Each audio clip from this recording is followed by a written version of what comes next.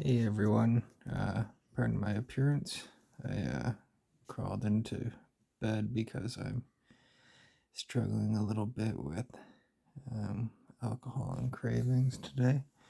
Um, Last night we drank 7 beer, um, and we also smoked a little over half a pack of smokes, which is far from perfect, but could have been worse.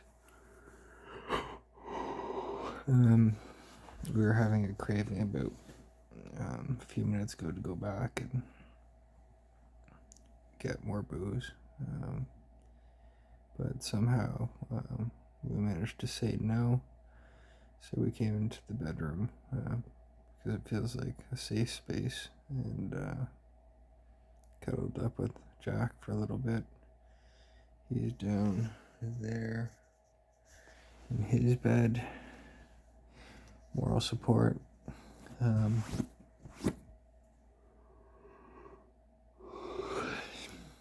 I'm thankful that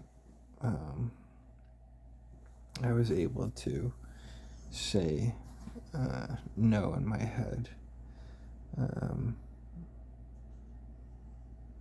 that doesn't happen for me very frequently when I'm like this, and this seemed to come out of nowhere.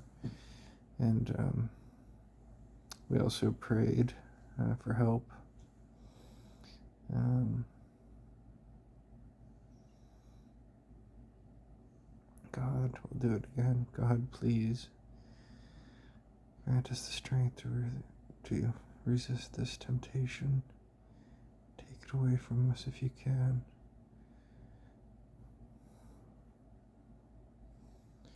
Please, we need more help. We're sorry that we keep failing you and our body and mind and soul and keep poisoning it. Body, mind, and soul, we're sorry, and we'll keep trying to purify you. I've been sticking with the water mantra. Every time I take a sip, I say I'm cleansing my body, mind, and soul. And I'm not sure if it's still has the profound effect that it did. Excuse me. When I first started, being in bed's making me tired. When I first started it, or if it's just become something that I think and say now. One of the problems with repetition is that sometimes it stops being, starts just being a habit that you say and has no meaning, loses its meaning. But we're going to keep saying it. I think for the next few days, I'm going to try and only drink water. Stay away from tea. Tea doesn't really trigger us. Coffee does. Triggers our cravings as well.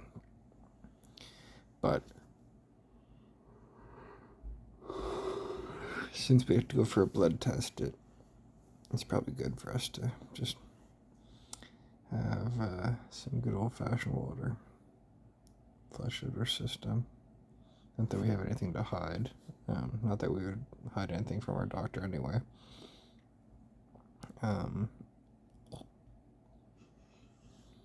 Coughed up a little bit. Didn't cough it up, but had some blood in my phlegm. Yeah, I think my body's working really hard trying to get rid of toxins and the remnants of COVID, which I can't seem to get rid of. And obviously, it's having a harder time because it's trying to purify our blood and stuff, and body and mind and everything from alcohol and nicotine. And it really is amazing how much better we feel after like 3 or 4 days, how much our breathing feels so much better. And one of the things that keeps us trying is thinking about, okay, what will a month feel like? Um, how much weight will we lose? Um, I know that we have a great metabolism. We're chubby now, but I know that if we just manage to quit drinking, if we can, and I know we can, I have faith that we can. I have faith in myself, in my body, in my mind, in my soul, and I know we can do it. I just don't know why I keep screwing up. It feels like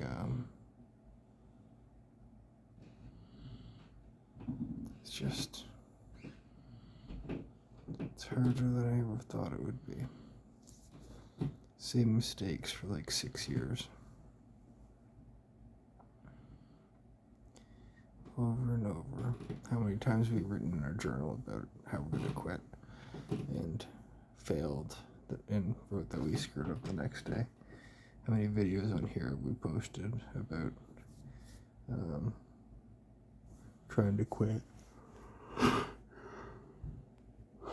How well we're doing, and then coming back and saying, sorry guys, screwed up again, but I'm going to keep trying. And I am going to keep trying. I just wish I could figure out what.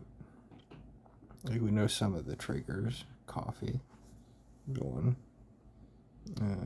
stress, like any kind of stress. Sometimes speaking to the old guy we help look after. Financial insecurity, food insecurity. Oh, speaking of food, our neighbor is going to bring us to the food bank tomorrow morning, which will help out a lot. I'm very grateful. Very, very grateful. Yesterday, when we knocked on the door, she cursed, I think, because she was in pain, and she has periodontal disease, and she was in pain and spooked us, just because we were going to ask to borrow $10, and we have a hard time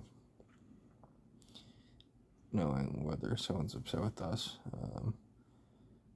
and anyway, never seen her look at us like that, and it just kind of scared us and made us feel,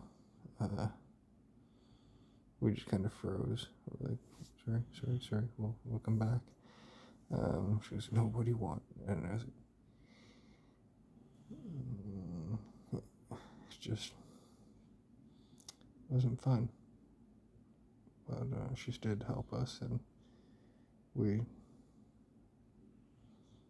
she got nicer. She then explained why she was upset, and just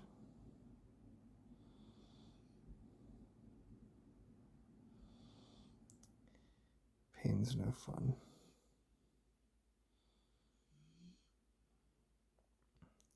No fun at all. There's addiction. You want so desperately to quit, and at the same time, you want it so desperately. It's like that saying, one's too many and 10 are never enough. Heck, even talking about this sometimes is a trigger for wanting it, and that's one of the problems we have with AA is that we hear people talking about it and what they did in their parties and what they were like.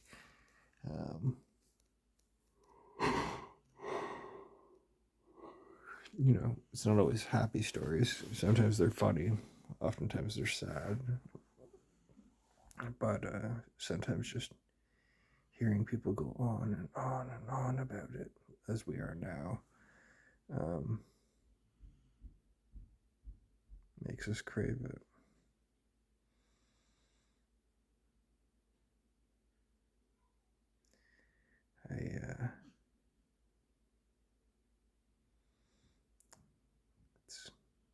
paradoxical. It's painful.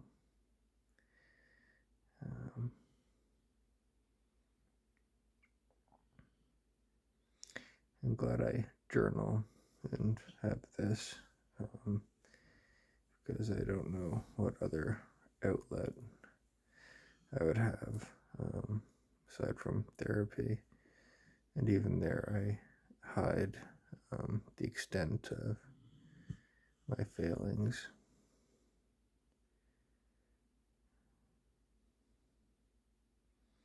We know life would be so much better if we just quit. It'd solve so many problems.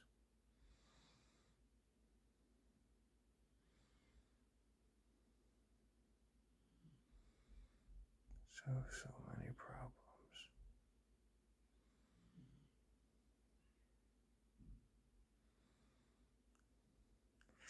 Anyway, we're nice and cozy in bed with our weighted blanket on our ribs. Feels so nice, and I'm getting sleepy, and I think I just need to take it easy today. Thank you for listening. God bless you, whoever you are. I remember what Mr. Rogers always said, I like you just the way you are. Keep trying. I'm going to keep trying. If I can keep going, so can you. You're so much stronger than you know. I have faith in you. Love you. Bye-bye.